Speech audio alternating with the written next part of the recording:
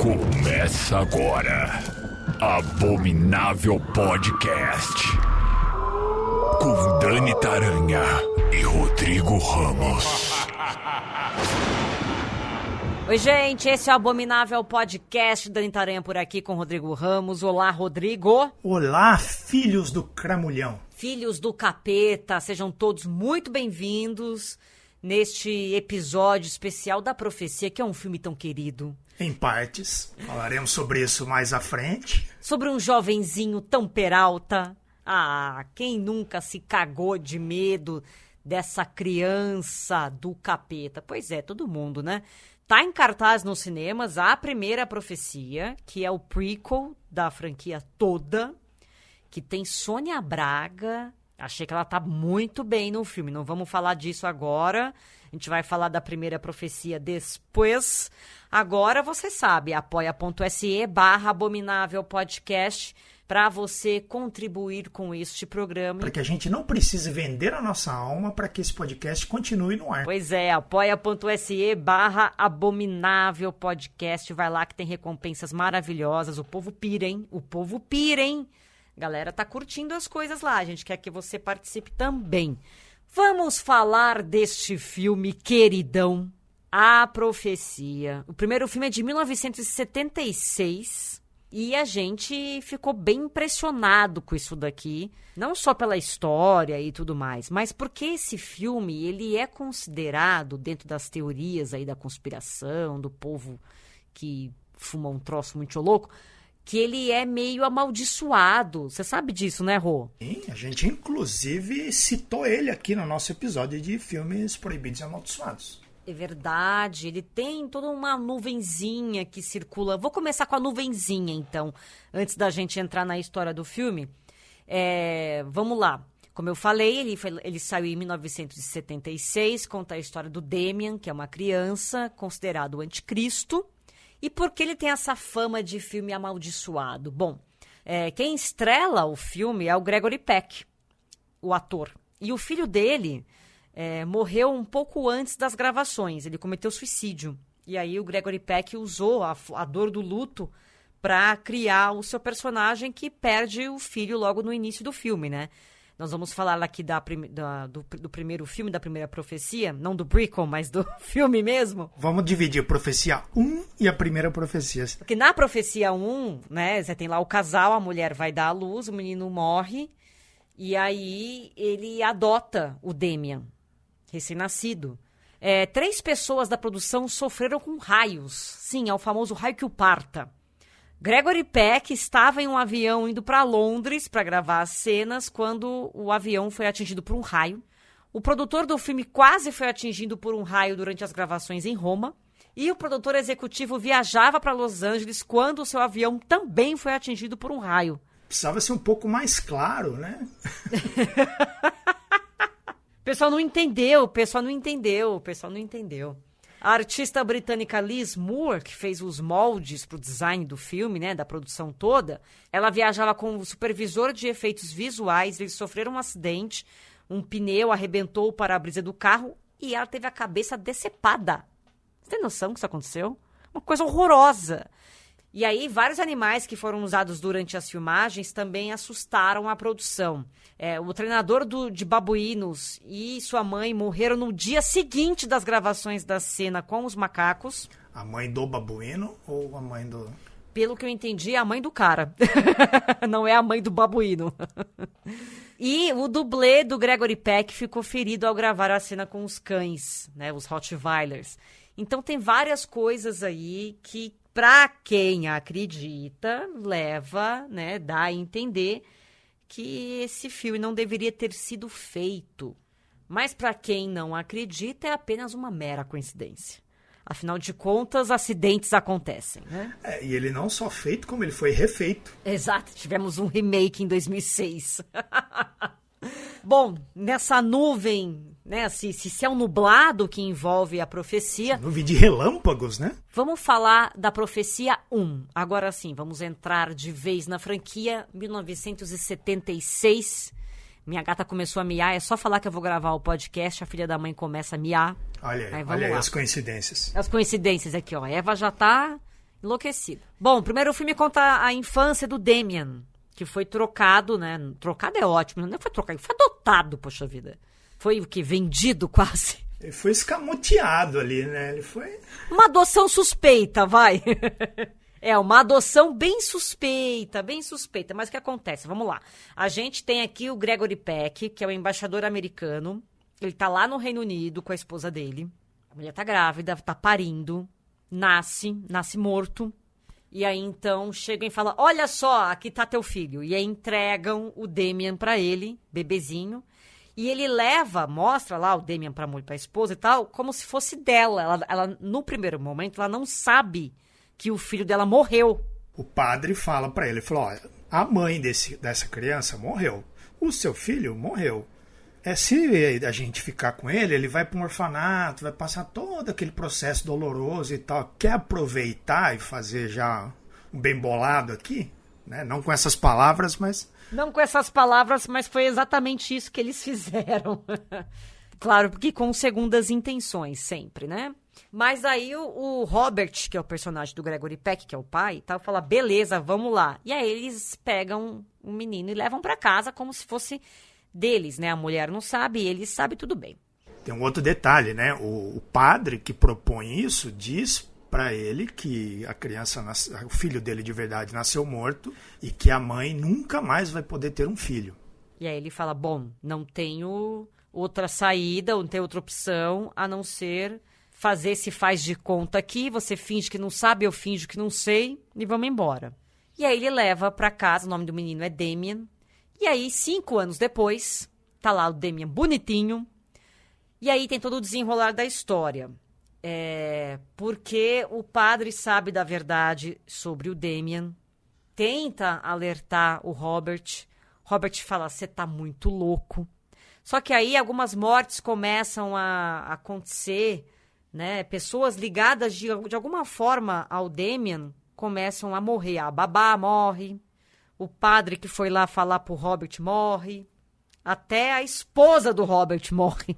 E ela, né? Mais pra frente, ela se descobre grávida e aí o Damien resolve tacar o terror de vez. Fala, aqui não, aqui você não se cria, falou pra mãe dele adotiva, que até então não sabia que ele era adotado, né? E aí começa tudo a acontecer em volta deste menino. O Robert fica, será que meu filho é o anticristo? Será mesmo que não é? Aí ele meio que se convence, porque, né, tem muita treta acontecendo ao longo do filme. Ele vai lá para Israel para pegar um artefato religioso que pode ser a única forma de matar o Damien. Umas adagas, 7 adagas, um negócio meio maluco. E aí, quando o Robert vai matar o Damien, a nova babá dele impede que ele mate a criança. Ela é uma apóstola de Satã, então ela está envolvida tudo num esquema. E aí o Robert fica apavorado, né? Mata essa babá, pega o Damien e vai até uma igreja para fazer o sacrifício num altar, que ele está desesperado. Só que nessa de pega o moleque, põe no carro e corre para a igreja, ele chamou a atenção da polícia.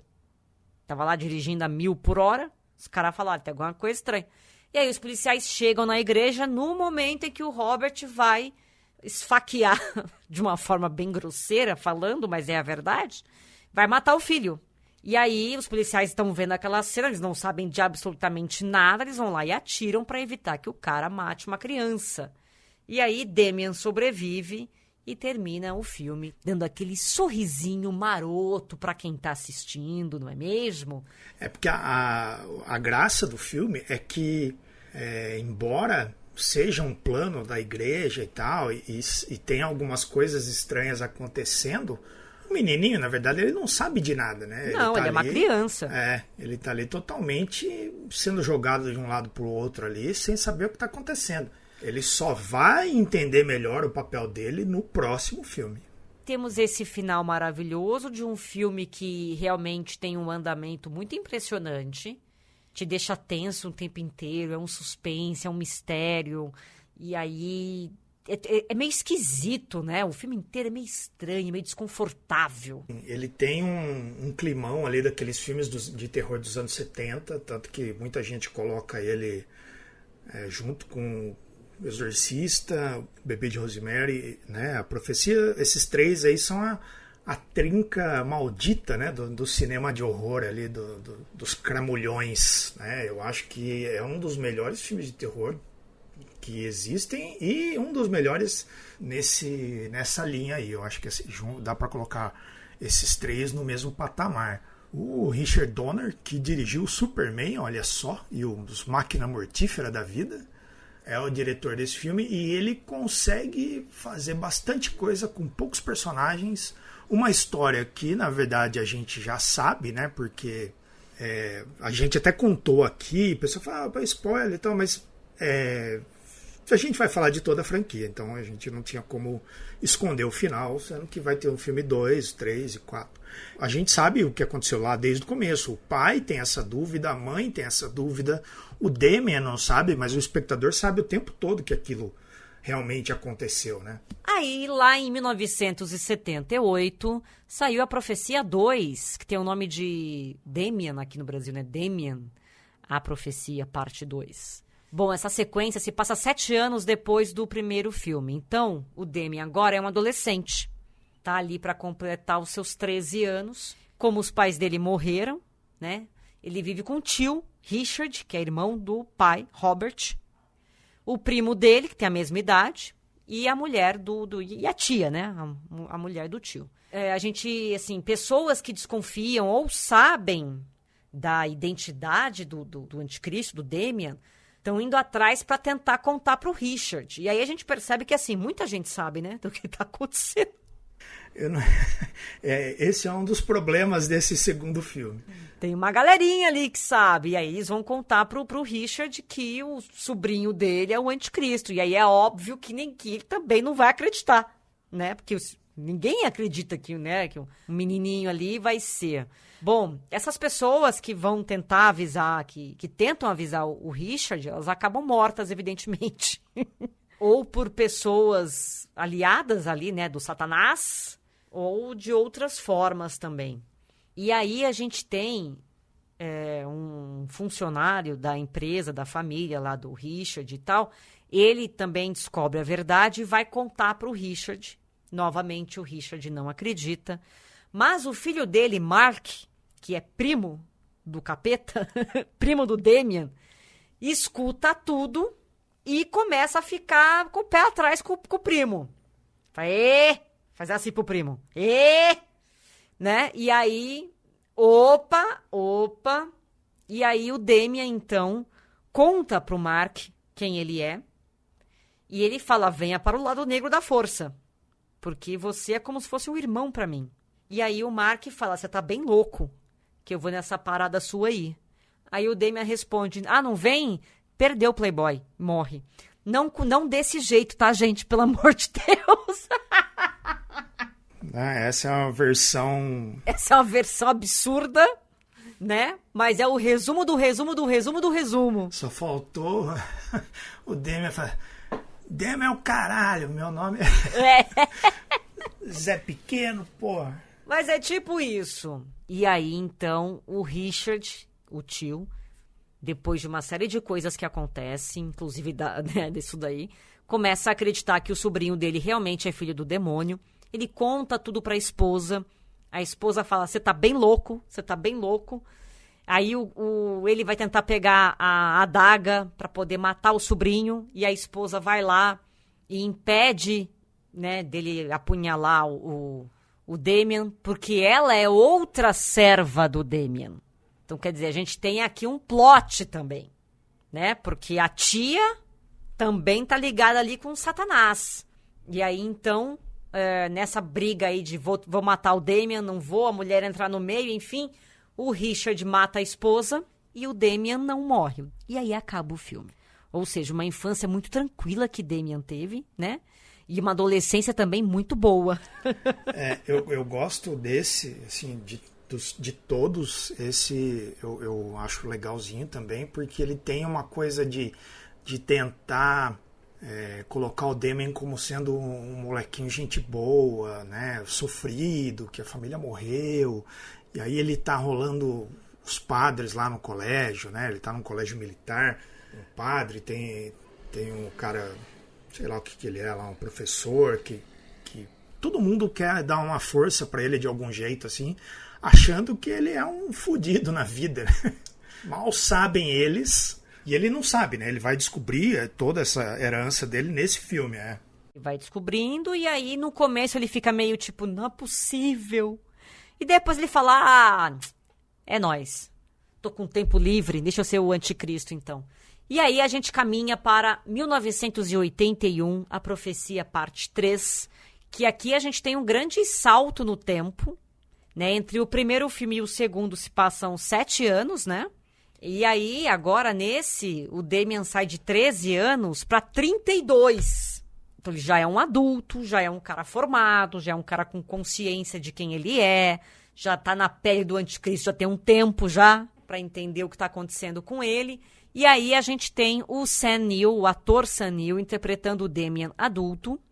E ele hoje ele adulto, ele é dono das empresas do pai e do tio.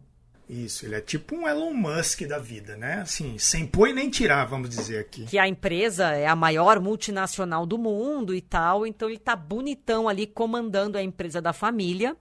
E aí, como ele sabe quem ele é e já tá tudo certo ali nas coisas, ele começa a pressentir alguma coisa estranha e ele tem certeza que o rival dele está chegando. Quem é o rival do anticristo? O Cristo, não é verdade? Ele tá achando que a reencarnação de Jesus Cristo tá voltando. Quer dizer, tá vindo aí, no caso, né? E aí ele fala, preciso resolver esse trem aqui. Não posso deixar que o meu inimigo apareça. E aí, por conta de uma série de estudos e coincidências e datas e blá, blá, blá, ele acredita profecias, né? E profecias, exato. Ele acredita que a reencarnação de Cristo vai nascer ali no Reino Unido.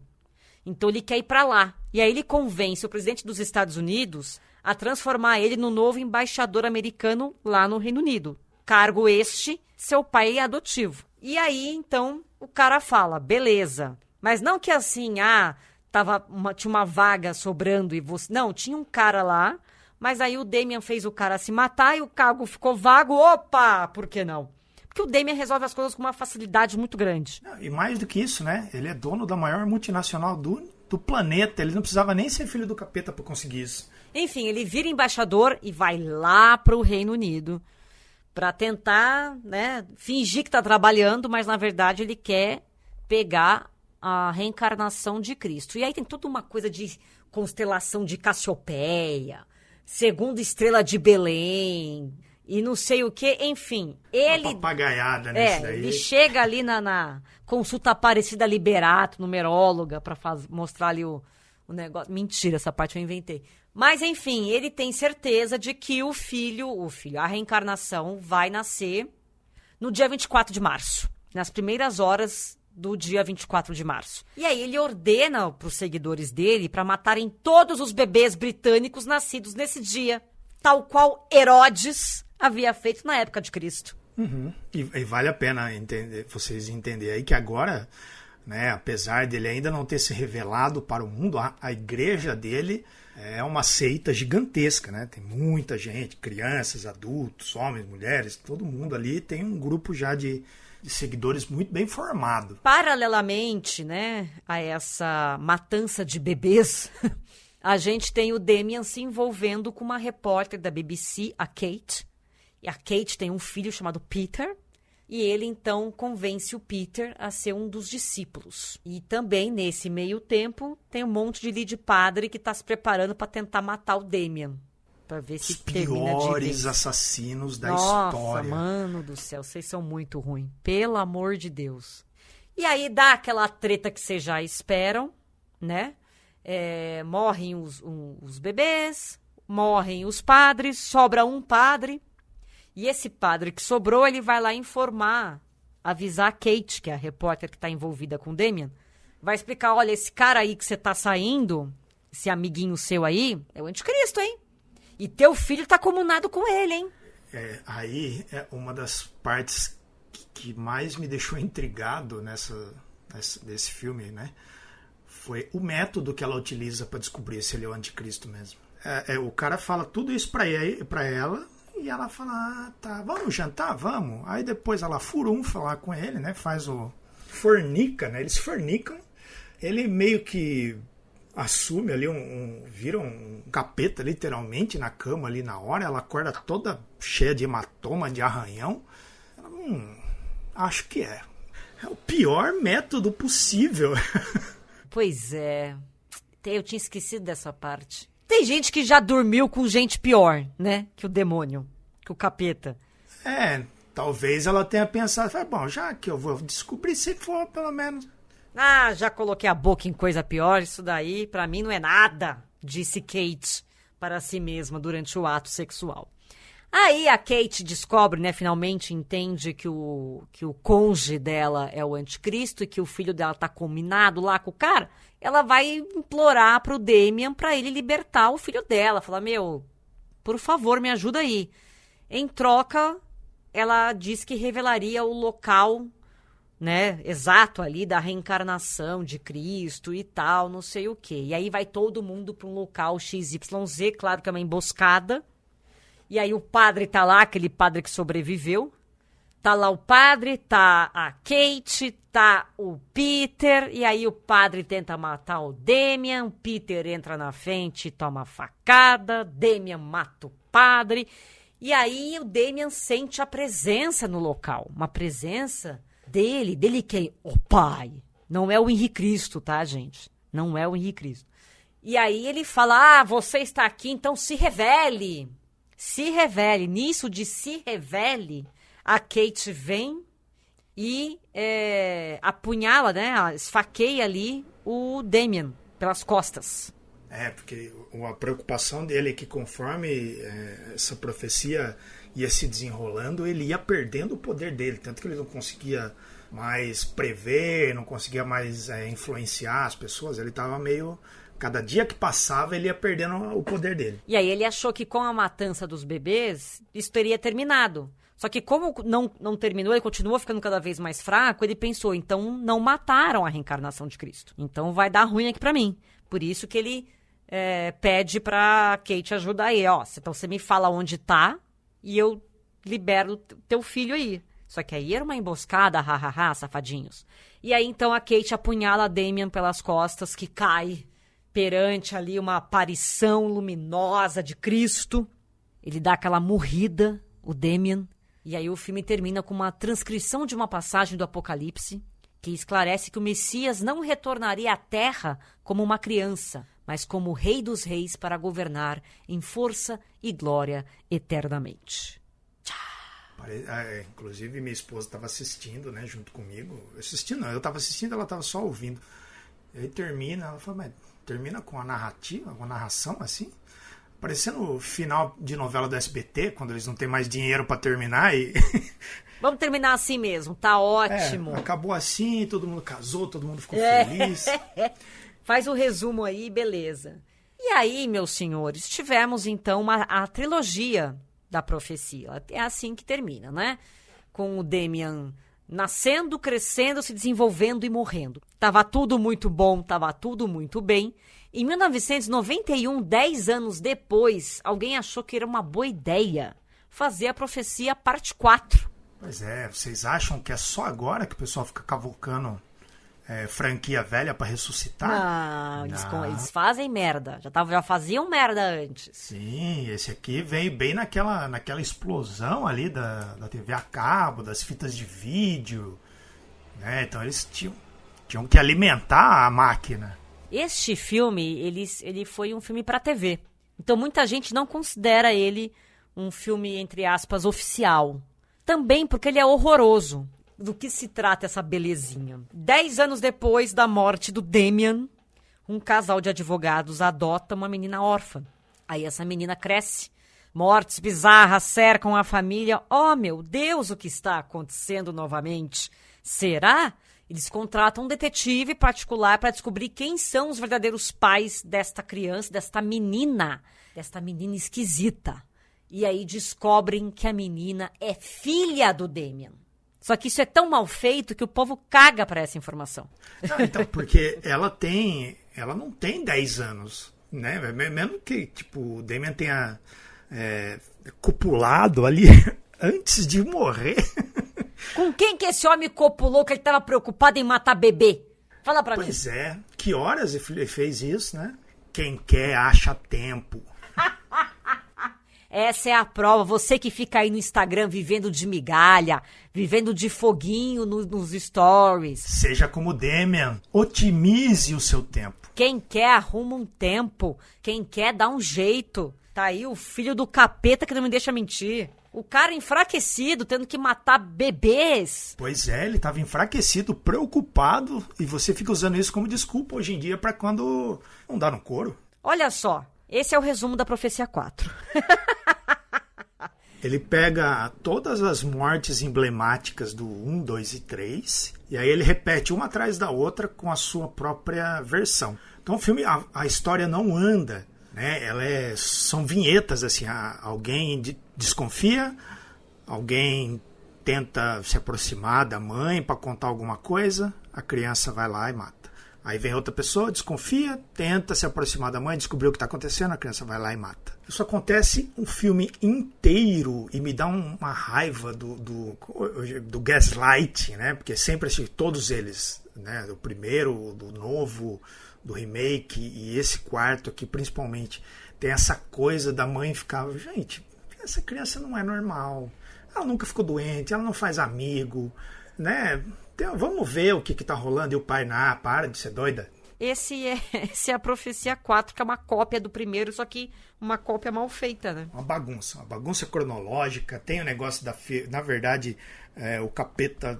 eu não vou contar, porque essa é a única surpresa do filme. A gente contou o filme inteiro, Rodrigo. O capeta não é a menina. Tadã! Né? O capeta é o feto que a menina carregava dentro dela, que é o irmão gêmeo dela. Pois é, tem um nome essa gravidez, né? Quando a criança... Eles até falam lá na hora. E aí eles pegam dela, colocam na mãe e, rapaz do céu, isso é o melhor que eles conseguiram pensar. É ruim, viu? Aí, senhores, em 2006, fizeram um remake. Confesso a vocês que eu não acho ruim, não. É com a Julia Stiles. Que é igual, né? Que é igual. É com aquele Liev Schreiber.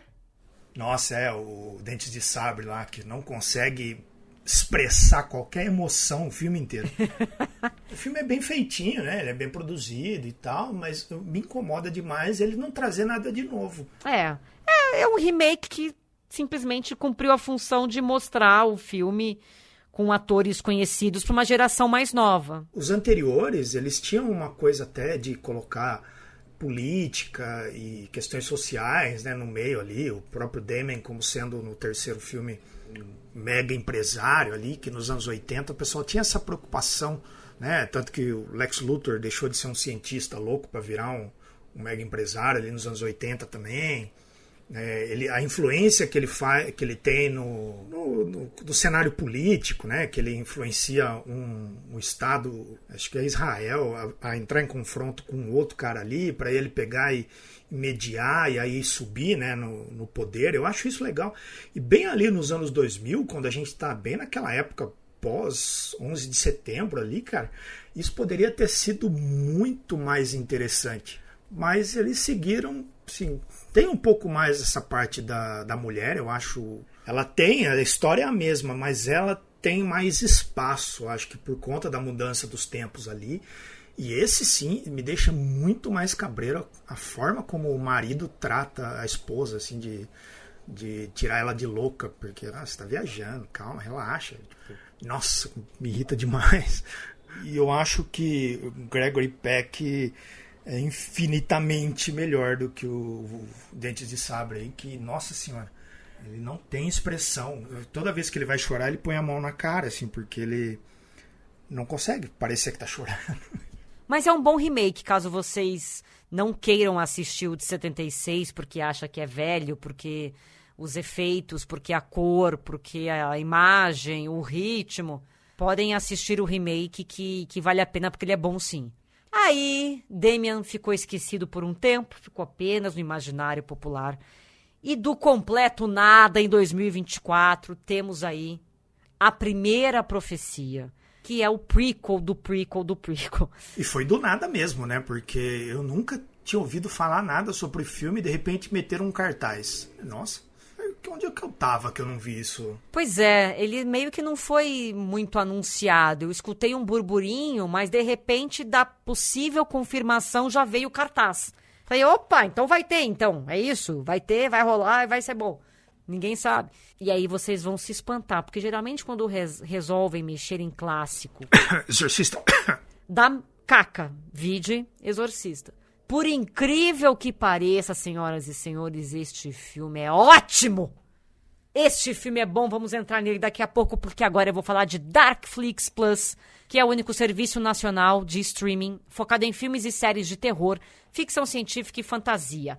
Você acessa pelo celular ou tablet através do aplicativo ou entra no site darkflixplus.com.br e para ter acesso ao conteúdo você assina um serviço por R$ 9,90 por mês. Diferencial da Darkflix, todo dia entra um filme para você se esbaldar.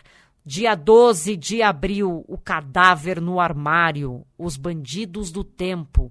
Dia 13, Teatro Bizarro, O Massacre da Serra Elétrica, parte 3. Dia 14, Padre. Também entra O Maníaco. Dia 15 de abril, Medo, Irmãs Diabólicas. Dia 16, A Bruxa Virgem. Essa aqui é treta, hein? Também entra O Visitante Noturno. Dia 18, A Chuva do Diabo. E por aí vai, uma delícia para vocês se esbaldarem de filmes de terror. Vai lá, darkflixplus.com.br. E agora, meus amigos queridos, vamos falar de A Primeira Profecia, filme que está em cartaz nos cinemas, que é o prequel da profecia. Vamos dar spoiler, tá? Então, se você não quer pegar spoiler, você dá uma pausa aqui, assistir o filme, quando você assistir, você volta aqui, entendeu? É basicamente isso. Então, a partir de agora vai ter spoiler, sim, da Primeira Profecia. Para quem vai, um beijo. Para quem fica, bora lá. Bom, como eu falei, esse filme é um prequel. Então, ele se passa antes dos episódios da Profecia 1. Ou seja, Damian não nasceu. Porque na Profecia 1, Damian é um recém-nascido. Então, a gente vai acompanhar uma noviça chamada Margaret, que está lá nos Estados Unidos, mas ela é enviada para Roma para trabalhar ali num orfanato, porque ela vai virar uma freira. E aí, lá no orfanato, ela encontra quem? Sônia Braga! Sônia Braga está num filme belíssimo, ela é a madre ali, superior, a mulher que toma conta dos babados, tudo do orfanato. Aí faz amizade com as freiras, tudo. Tem sempre uma freira esquisita, que é a freira Miyagote, que a gente apelidou, né, Rodrigo? Tem a freira Miyagote, que é a freira esquisita, a freira estranha. Enfim, ela tá lá trabalhando e ela conhece uma das jovens lá do orfanato, que é a Carlita.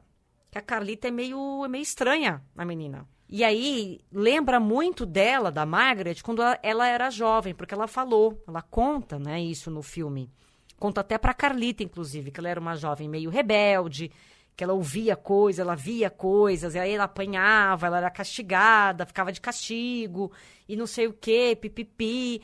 E aí ela foi convencida de que tudo aquilo era meio que coisa da cabeça dela e tal. Aí você não sabe muito bem se é uma esquizofrenia. Mas assim, dá a entender no começo do filme, pros desavisados, de que pode ser alguma coisa psicológica, pode ser alguma coisa mental. E a Carlita tem os mesmos comportamentos que a Margaret tinha quando criança.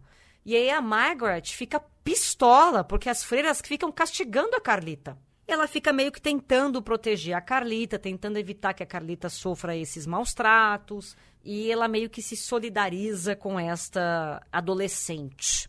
E aí ela faz amizade, ela divide o quarto com uma freira, quer dizer, com uma noviça que vai virar freira, que é bem da Frentex, né? E aí um padre encontra com ela e fala aí, vamos bater um papo, que eu preciso contar um negócio pra você. Ela fala, beleza, vamos lá. E aí ela conversa com esse padre, que ela descobre que é um padre excomungado. E esse padre fala, olha, esse lugar que você tá trabalhando, esse orfanato, é treta. Porque tem uma menina que tá lá que pode ser a mãe do anticristo. Porque eu tenho aqui uns documentos que provam isso.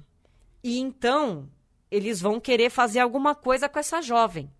Você tem que me ajudar aí pra gente tentar salvar essa pessoa, pra tentar evitar que isso aconteça, essa atrocidade. E aí, a Margaret, depois de não acreditar e depois de acreditar, ela então acha os arquivos do orfanato e descobre a verdade. Qual é a verdade, senhores? A Carlita é uma das várias tentativas de um grupo secreto dentro da Igreja Católica de dar à luz ao anticristo. A Carlita é filha de uma mulher com o Satanás. E aí, depois, como as tentativas sempre geram, ou geraram, né, crianças deformadas e má formação de uma série de coisas e tal, eles chegaram à conclusão que o anticristo só pode vir de uma relação incestuosa. Então, assim, eles ficaram tentando cruzar uma humana com o Satanás. A hora que saiu alguém que sobreviveu, alguém em perfeitas condições, alguém saudável, vamos esperar essa pessoa crescer e vamos cruzar essa pessoa com o Satanás de novo para nascer o anticristo. Então, a hora que ela descobre isso, a Margaret, ela fala, mano, eles vão pegar a Carlita e vão fazer o Satanás ter relação com ela para ela ser a mãe do anticristo. Ela fica louca, ela quer fugir com a menina, e aí invade o orfanato, aí dá uma puta de uma zona, e não sei o quê. E aí vem o plot deste filme, que se você for uma pessoa atenta, você já descobriu. Porque se você assistir os outros filmes, você descobre, né? Porque o padre fala pro cara que o Damien é filho de uma noviça. Quem vai ser a mãe do anticristo não é a Carlita. Carlita é uma jovem, ela não tem idade pra cruzar com o capeta. Quem vai ser a mãe do anticristo é a própria Margaret, porque ela descobre que ela é fruto dessa relação animalesca, que não foi só a Carlita que sobreviveu, que ela também sobreviveu numa das outras tentativas de azão, azinho, bezão, bezinho. Elas são meio-irmãs, ela foi enviada para os Estados Unidos para ficar lá como, tipo, reserva protegida e sei lá Deus o quê. E aí, então, essa desculpinha de que ela ia se tornar freira em Roma, que ela teria que trabalhar no orfanato, foi realmente uma desculpa para ela vir até Roma e gerar o anticristo. Aí você entende que toda essa coisa que ela foi mandada para lá para ficar meio que na surdina, né? Se alguém descobrisse os planos ali dessa sub-igreja, ela estava reservada. Só que ela começou a ter essas alucinações, né? Essas visões lá que ela chamava de alucinações e apanhava, né? Porque ela foi criada também num ambiente religioso. Tinha lá o cardeal, que era amigo dela e tal, cuidava dela. Ele meio que estava sempre de olho ali. Quando ela falava, tô vendo tal coisa, ele sentava a bolacha nela e falou, opa, fica na tua. A Sônia Braga sabia de tudo, entendeu? Sônia Braga safada. E aí ela corre para tentar fazer um aborto. Porque ela fala, eu não vou ter filho do Cramunhão. Só que nessa de eu não vou ter filho do Cramunhão, claro que o Cramunhão dá os pulos dele. As pessoas que estão dentro do carro, o carro bate, enfim, sofre ali um acidente. Isso acontece em frente a uma igreja. E ela sai do carro numa das cenas mais incômodas e interessantes do cinema atual de horror, eu achei. Que ela faz ali é como se o feto, o embrião, ou sei lá Deus o quê, no caso o capeta, estivesse criando forma dentro dela. Então ela começa a se contorcer, ela começa a ter ali uns espasmos, a ter ali umas coisas, e a barriga começa a crescer de uma hora para outra, porque claro que o filho do Damon não vai demorar 9 meses para nascer. Ela começa a sangrar, é bem incômodo. É bem esquisito, é como se o feto estivesse crescendo numa velocidade absurda naquele momento dentro da barriga dela. É uma cena muito incômoda, mas é muito bem feita. A atriz está dando um show e é uma baita cena. Aí é claro que a turma do capeta leva ela embora. Pum! Margaret acorda, tá onde? Já tá lá no porão do orfanato pra parir o Damien. Resumo, Damien nasce, mas não nasce só. Ela tem gêmeos. Gemelos. Nasce Damien e uma menina. Mas o pessoal tá cagando pra menina. Eles querem o menino. Chegamos nesse momento. Então, Damien é separado de sua mãe, é levado, E ela fica lá, costurada, pós-parto, abraçada com sua filha, no meio do fogo, porque eles falam, foda-se, essa mulher vai morrer aqui, que ninguém tá nem um pouco preocupado. Só que aí, quem vem pra salvar ela? Carlita! Tcharam! Carlita aparece e fala, vem aqui, maninha, nós vamos embora. E aí ela consegue fugir. Então foge Carlita, Margaret, a mãe do capeta, e a irmã do capeta, que é a bebezinha, a Damiana. No final do filme mostra um padre indo lá, aquele mesmo padre que tentou alertar ela e, enfim, das coisas. Brennan, o padre lá do primeiro filme também. Chega pra ela e fala, olha, a Igreja Católica sabe que você existe, sabe que a criança tá viva, eles estão vindo aqui pra te pegar. Vamos lá. Precisava desse filme? Não, não precisava. Mas ele é um bom filme. Ele não é ruim. Por incrível que pareça, o elenco tá muito bem, a história é bem amarrada, as cenas são cenas bem pesadas, assim. Tem umas coisas meio óbvias de jump scare, de filme de terror, mas, num geral, são cenas incômodas, porque a profecia é isso, né? Eu gostei, assim, a diretora, como é que ela chama? Ela é a diretora da série Vingança Sabor Cereja, que tem na Netflix, que eu gosto bastante. E aqui ela dá o outro ponto de vista, né? Que é a coisa que sempre me incomodou nos outros filmes, essa coisa de como as mulheres são meio, só parideira e, esquece, né? E aqui ela inverte essa situação, colocando quase todo o elenco principal com mulheres, né? Tirando o Padre Brennan e um ou outro personagem secundário que aparece ali. O elenco, o núcleo principal ali é feito de mulheres, e isso dá um ponto diferente, né? Uma coisa a mais pro filme em comparação aos outros, que aí já é uma coisa boa. O fato dos jumpscares é uma questão de mercado, né? Que infelizmente a gente não tem como escapar, e eles são bem fraquinhos, assim. Não me assustaram, acho que nenhum, mas as cenas que eu acho que aí são da diretora mesmo, que são cenas de terror que ela queria colocar, são todas extremamente incômodas, né? A cena do parto, do parto que a Margaret vê ali, e depois os caras, não, você não viu nada, você desmaiou, ficou, a gente esquece, né? Essa cena é muito boa. Tem uma outra cena, essa cena dela se contorcendo ali é muito incômoda, é muito boa também. Tem várias coisas pontuais assim no filme que deixam ele muito mais pesado. Ele tem uma barriga ali, eu acho que no segundo ato, eu acho que ele dá uma esticada tentando desviar o foco, sendo que a gente já sabe, né? Eu não sei se a maioria das pessoas que vão assistir esse filme já vão ter o primeiro filme na cabeça, mas eu acho que aí, por uma questão também de mercado ali, eles tentaram desviar, e aí pra mim, pra você, eu acho que já conhece, ele meio que cansa, porque ele tá rodando em volta do próprio rabo, sabe? Ele fala, Eu tive a sensação de que é um filme muito longo, que ele poderia ter sido editado, mas não é. E ele não é, ele é essa barriga no meio ali que você fica, putz, você tá tentando me convencer de que vai acontecer alguma coisa. Eu já sei o que vai rolar. O Damien vai nascer, ele é filho de uma noviça, então ele não é filho dessa menina, né? E ele fica ali, mas ele acrescenta algumas coisas. Tem a questão política, de novo, que eu gosto bastante, de como a igreja cria essa sub-igreja, porque os jovens, eles estão, bem ali nos anos 70, 70, né? Comecinho dos anos 70 ali.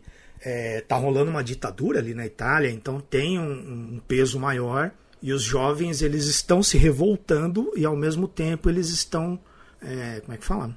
Questionando as autoridades, né? Não só o poder autoritário do governo, como também a religião. Eles não estão mais se atentando a isso. Então a igreja tem esse brilhante plano e fala, cara, então vamos mostrar para eles que existe o demônio e que eles precisam crer em Deus para se livrar do demônio, que é um plano muito bosta, né? É um plano de merda.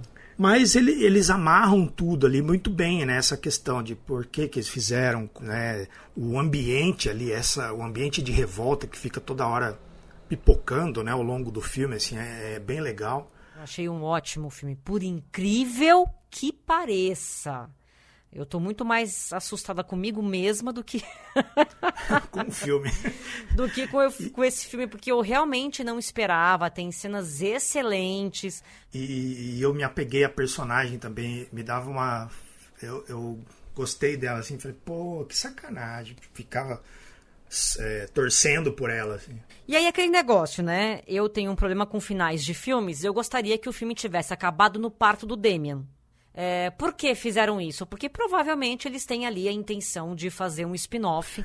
Assim como a gente teve o último Exorcismo 2, a gente vai ter a primeira Profecia 2.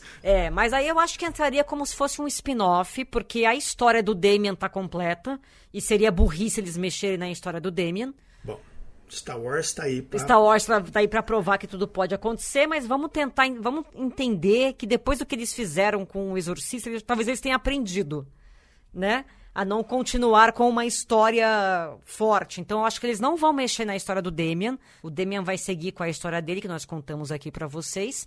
E eu acho que eles vão focar no que aconteceu com a mãe biológica do Damien, a irmã biológica do Damien. Não sei, porque não falaram nada ainda, né? Então... Até agora não, mas o filme tá indo muito bem. Ele tá indo muito bem de crítica e de público também. E é curioso, né? Como a gente teve... Agora há pouco teve aquele Imaculada que eu não consegui ver ainda. Eu não vi ainda também, infelizmente. E agora já saiu a primeira Profecia, a gente teve o Exorcista, então tá tendo uma volta do terror religioso aí, que é curioso, né? Curioso. Vale a pena tentar entender o que tá rolando, né? Eu não vou citar aqui, mas eu tenho minhas teorias. Quem quiser me pergunte no Instagram. Mas se eles seguirem esse caminho das três juntas, assim, como sendo uma força de resistência, até como uma profecia reversa ali, eu acho que pode ser legal. Seria interessante até se no final das contas, né, passa-se um tempo, uma delas fosse a mãe do Salvador lá, que o Damien estava preocupado lá no começo, sabe? Amarrando tudo assim, poderia... Né? Vamos ver se esse spin-off aí será confirmado ou não. De qualquer forma, fica a dica para vocês. Vão ao cinema assistir a primeira Profecia, porque é, sim, muito bom. Vamos responder uma pergunta que chegou aqui. Agora vocês sabem que toda semana a gente vai responder uma perguntinha de vocês. Quem enviou pra gente foi a Naira, com N de navio. Naira. Ela manda oi pra gente, diz que é muito fã do podcast, que corre para ver as indicações, e ela coloca o seguinte: gostaria de saber se na infância de vocês, como era assistir filmes de terror, se era proibido, ou se viam escondidos, ou se sempre foi tranquilo. Ela colocou o quê aqui depois? Eu, por exemplo, só assisti O Anjo Malvado com Macaulay Culkin aos 30 anos, porque ele foi meu primeiro crush, e por isso a minha mãe nunca deixou assistir o filme. Faltava esse para ela completar ali a... Só adulta consegui ver e finalmente entendi a censura por parte dela. Realmente eu ficaria traumatizada na época. O Anjo Malvado é um filme muito bom, com Macaulay Culkin e o Elijah Wood. Eles fazem primos. Acho que a gente citou ele aqui no nosso programa das crianças capirotas. E o Macaulay Culkin, esse sim é o anticristo no filme. Nada sobrenatural, né? Mas é só uma criança ruim mesmo. É a maldade ali, não é o espiritual, não. É a maldade. Ele nasceu ruim. Nasceu ruim. E é um dos filmes com um dos finais também mais impressionantes, porque a mãe tem que fazer uma escolha ali, né? Aquele final é de cair o cu da bunda. Aquele final é maravilhoso. Paulada. Não vou contar aqui, porque vai que você é como a Naira e não viu esse filme ainda porque a sua mãe não deixou. Então procurem O Anjo Malvado com Macaulay Culkin. Naira, eu nunca tive problema em assistir filme de terror quando criança, porque meu pai sempre via também. Eu comecei a assistir com meu pai. Então, peguei gosto pela coisa. Então, sempre assistia com os meus coleguinhas ou assistia com os meus pais. Mas eu acho que eles perderam um pouco a mão, porque eu conseguia assistir O Exorcista com, 10 anos de idade. E não é uma coisa legal você ver esse filme nessa idade. Mas eu lembro que eu vi escondido. No caso do Exorcista, eu vi escondido. Vi com os meus colegas. Mas, tipo, Freddy Krueger, Jason, o próprio filme aí do Macaulay Culkin, que não é um terror, mas é um filme impressionante, tem uma temática muito forte, eu via sem problema. Eu também nunca tive problema. Minha mãe assistia muito filme, né? Meus pais assistiam muito filme, então a gente acabava assistindo junto, assistia Tubarão, Nasce um Monstro, Pague para Entrar, Reze para Sair, tudo com a minha família, né? Um programa em família ali. E isso que você falou, eu também era muito largado, porque eu vi coisas muito piores. Você viu Faces da Morte? Faces da Morte eu só fui ver, eu tava no colegial, tava no segundo colegial. Não, eu vi, tipo, 11 anos de idade. Mas, né, tinha TV Manchete, então eu acho que eu nem tô falando só de terror, não. E eles iam dormir e ficar aí vendo filme, e eu ficava ansioso esperando. Outros tempos, senhores. Anos 80 e 90, o comecinho ali dos anos 90, era a terra de ninguém. E não deixem suas crianças assistir filme de terror fora da idade específica ali na... Não é porque deu certo com a gente que vai dar certo com seus filhos. Até porque na nossa época não tinha internet. Porque olha só o que aconteceu. Exato. Fica essa dica aqui. A gente tá vivo? Tá. A que custo? Né, Rodrigo? Quanto por mês em terapia? Vocês não sabem de nada. Então, assim, vamos fazer as coisas certinha.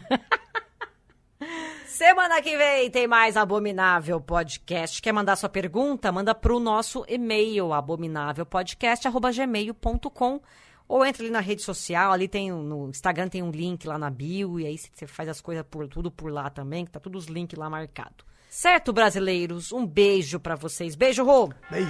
Abominável Podcast. Siga-nos no Instagram, @Abominável Podcast.